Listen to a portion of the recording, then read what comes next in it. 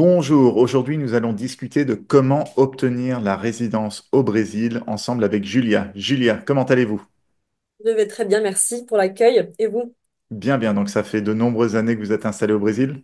Oui, tout à fait. Ça fait 7 ans aujourd'hui, ouais. Très bien, donc je travaille déjà avec plusieurs personnes de votre équipe pour mon site anglophone et on aide des personnes à obtenir la résidence au Brésil. Donc aujourd'hui, nous allons discuter des différentes manières d'obtenir la résidence au Brésil, comment obtenir la citoyenneté et aussi certains des régimes fiscaux avantageux parce que le Brésil est connu pour être un endroit avec beaucoup d'impôts, mais il y a certains régimes qui font que l'on peut vivre au Brésil sans payer trop d'impôts. Donc Julia, commençons avec la résidence. Quelles sont les différentes manières pour obtenir la résidence au Brésil? Super. Alors, il en existe plusieurs. Je vais parler de la principale et de la plus facile et de la plus avantageuse, qui est la réunion familiale. D'abord, avant l'investisseur, on va en parler. Je sais que tout le monde va entendre parler de ça. Mais voilà, réunion familiale, donc avoir un partenaire d'origine brésilienne, avoir de la famille ici. La famille, on va inclure les frères et sœurs, on va inclure les enfants qui sont nés au Brésil et dans certains cas, les parents, s'il y a un lien voilà, éventuel de prise en charge, de choses comme ça. Après, pour ce qui est d'être investisseur, donc il y a trois options. Il y a la première option qui, à mon sens, est la plus simple. C'est l'option d'être investisseur immobilier au Brésil. Donc là, on va parler d'un capital de 1 million de reais dans le sud et le sud-est du Brésil et de 700 000 euros, non, pardon, 700 000 reais du coup pour le nord et le nord-est du pays. Et c'est un visa qui est simple en fait à demander parce que le seul prérequis qui existe, c'est le montant en fait. C'est le montant d'avoir transféré le montant X du coup au Brésil et d'être du coup propriétaire d'une ou de plusieurs propriétés. Donc voilà, ça c'est le plus simple et ça donne accès à 4 ans de résidence temporaire. C'est un point qui est important parce qu'il existe ici résidence temporaire et permanente. Donc temporaire en premier temps, et puis ensuite permanente, convertible en permanente après 4 ans. Puis suite à quoi on peut demander éventuellement la nationalité brésilienne. En deuxième option, t'as des questions? Je vais Oui. trop vite peut-être? Non, non, Pardon. très bien. Donc j'ai une question. Donc, combien de temps est-ce qu'on doit passer de temps physiquement au Brésil pour pouvoir convertir de résidence temporaire en résidence permanente avec ce visa spécifique? Alors, ouais, voilà, attention, il y a vraiment des spécificités là-dessus et beaucoup de faux marketing, y compris à ce propos, notamment pour le visa investisseur immobilier. En fait, on dit souvent qu'il suffit de passer 4 ans au Brésil pour avoir la nationalité. Non, il faudra 8 ans. Pour la résidence permanente, on va compter 4 ans à passer au Brésil où il faudra passer au minimum 15 jours tous les 2 ans. Suite à quoi on va pouvoir convertir ça en résidence permanente. Mais si on ne passe pas les 15 jours tous les 2 ans, on est susceptible de perdre la résidence temporaire et donc de devoir recommencer en fait la timeline en fait pour la résidence permanente, si ça fait du sens. Ok, très bien, clair. Donc maintenant, il y a aussi l'option investir dans une entreprise. Voilà, alors maintenant il y a la seconde option qui est aussi divisée en deux pour ce qui est d'être investisseur dans l'entreprise. Donc là, on va avoir la première option qui est plus complexe que l'immobilier, qui demande du coup 500 000 reais d'investissement dans une entreprise brésilienne. Là, il n'y a pas forcément de prérequis du gouvernement quant au type d'entreprise. Ça peut être, il faut que ce soit une entreprise active qui génère de l'emploi dans le pays.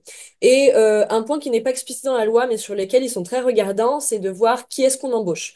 Donc en fait, on devra créer de l'emploi pour les Brésiliens. L'idée, c'est pas de créer une entreprise au Brésil avec un manager brésilien et d'avoir ensuite 20 étrangers qui vont y travailler. L'idée, c'est d'avoir au moins la moitié des gens qui soient brésiliens qui y travaillent. Ok, donc voilà, ça c'est très bon à savoir. Après, la deuxième option, c'est l'investissement à 150 000 reais, qui, voilà, est vraiment moindre quand on pense à une autre monnaie style dollar, style euro, style pound. Et là, du coup, le prérequis qui va être un peu plus complexe, c'est d'investir dans une entreprise qui va être ce qu'on appelle les startups en Europe très souvent. C'est des entreprises qui sont très qualifiées qui sont dans des domaines d'innovation. Donc là, ça va être la science, l'innovation dans tous les sens du terme, ça peut être même artistique parfois. Et il y a plusieurs prérequis possibles. Donc par exemple, des subventions de l'État brésilien. Ça peut être aussi subventionné par un accélérateur de start-up, ce genre de choses-là. Donc là, on est dans des domaines très, très spécifiques. Et donc, est-ce que vous pouvez aider les investisseurs à trouver ce genre d'investissement? Oui, on peut aider, mais on va pas être en mesure de créer une idée de zéro, en fait. Il faut que la personne vienne ici déjà avec l'intention et les idées, en fait, du domaine dans lequel elle souhaite investir. Ok. Ça va être un début. Ouais. Est-ce qu'on peut investir dans un business existant? Par exemple, il y a une startup qui Il cherche à faut. lever des fonds et on dit, Ouais. allez, cool, 150 000 réals là-dedans. Ouais, il faut absolument investir dans quelque chose qui soit existant au Brésil, donc dans le territoire Ok. national. Ok, très bien. Ok. Quelles sont les autres manières d'obtenir la résidence au Brésil rapidement? C'est que ça, je sais, ce sont vraiment les deux manières les plus connues un peu pour les étrangers, aussi le visa retraité. Oui, voilà, on a aussi le visa retraité. Le visa retraité, il est super avantageux parce que on peut l'avoir à n'importe quel âge. C'est pas toujours le cas, hein, dans tous les pays du monde. J'ai eu un visa retraité pour quelqu'un qui avait 23 ans. Il y a vraiment ça. Donc, incroyable. En fait, on demande simplement d'être voilà, titulaire d'une pension. D'une pension, donc pension, ça peut être pension de mort, ça peut être pension militaire, ça peut être une pension de retraite. Il faut être assez imaginatif sur ce point-là, parce que tout est possible. Et donc ça donne une résidence temporaire pour 2 ans qui se convertit ensuite aussi en résidence permanente. Et l'autre prérequis, c'est que les revenus mensuels qu'on va avoir doivent être d'au moins 2 000 dollars américains. Et par exemple, si vous avez une pension de 300 dollars, vous pouvez aussi complémenter la pension de 300 dollars avec 1 700 dollars venant d'une autre source. Du moment que vous avez une pension, tout va bien. Voilà. Donc celui-là, notamment, il est plus facile qu'on l'imagine en fait. Ok, Ouais, donc pour les militaires qui veulent passer leur retraite assez jeunes exactement. sur la plage au Brésil, c'est une Voilà, et option. on en a pas mal. Et on en a pas mal. Et donc, après, on va avoir éventuellement le visa, ce qu'on appelle CPLP, donc citoyen de pays lusophones, parlant le portugais. Donc là, on va parler, voilà, des Portugais, évidemment. On va parler de certains pays d'Afrique, donc Angola, Cap-Vert, etc. Où, en fait, les gens, si ils peuvent montrer, je vais dire ça en résumé, parce que la loi, elle stipule des choses très précises, mais en résumé, si la personne venant d'un pays de langue portugaise vient au Brésil avec la preuve qu'elle peut se sustenter financièrement seule, elle peut venir et obtenir directement donc la résidence permanente et après 1 an seulement la citoyenneté brésilienne.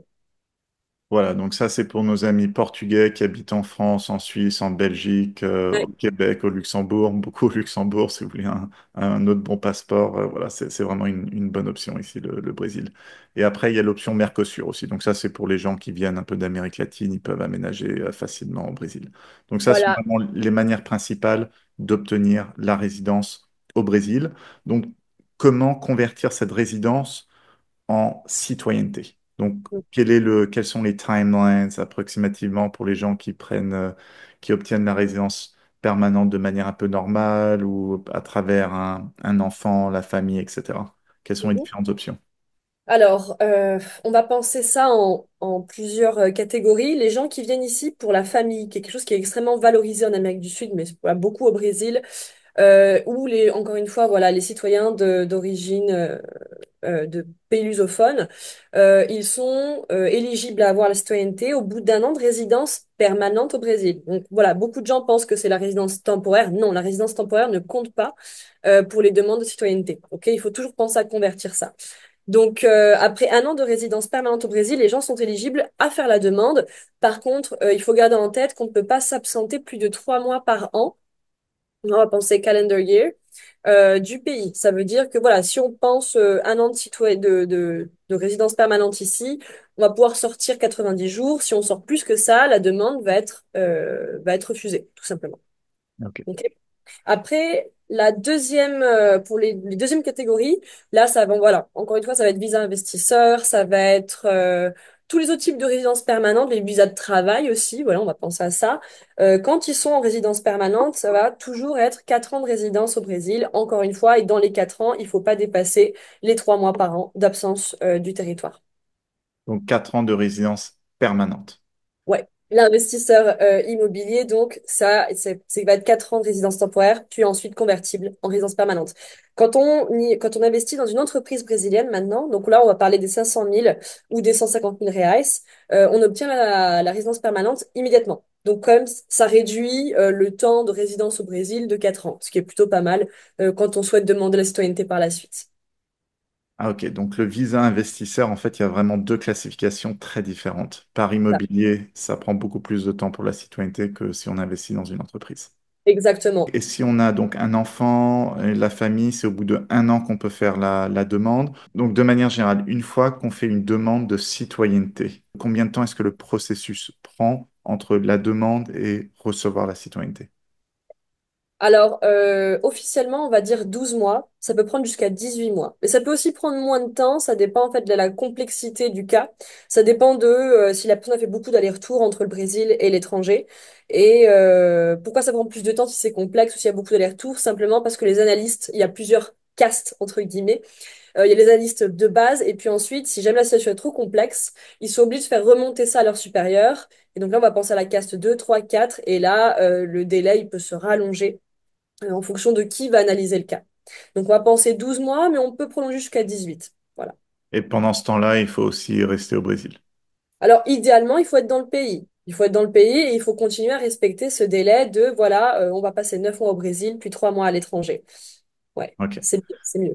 Voilà, donc les gens qui disent, ah, ayez un enfant au Brésil et au bout d'1 an, vous aurez la citoyenneté brésilienne, c'est pas comme ça que ça marche. Donc déjà, il faut avoir l'enfant, il faut arriver un peu à l'avance, il faut avoir l'enfant.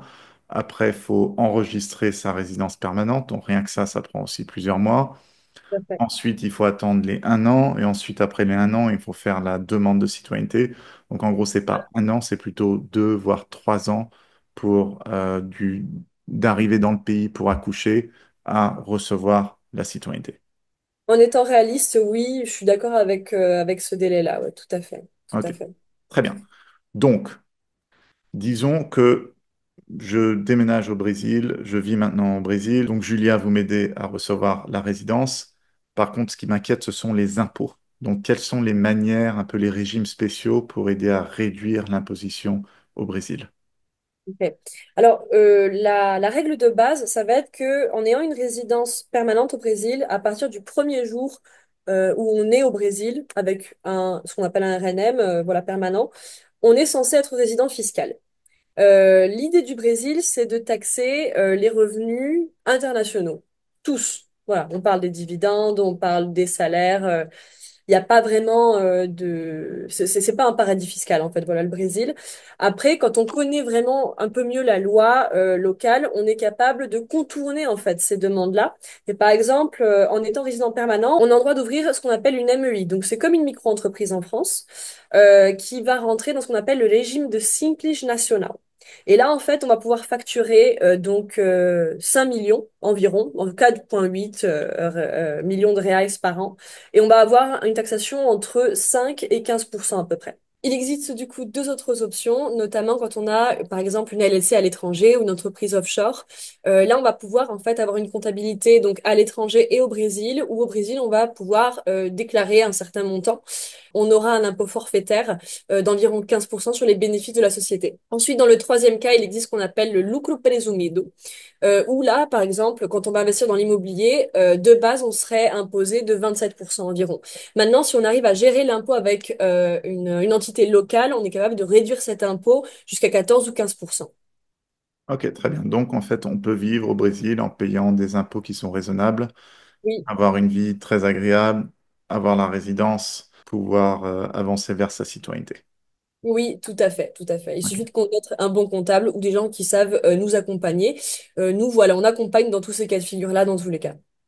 Très bien, très bien. Donc, merci beaucoup, Julia. Donc, si vous êtes intéressé par obtenir la résidence au Brésil, etc., il y a un lien en dessous avec beaucoup plus d'informations et aussi vous pourrez contacter Julia de cette manière.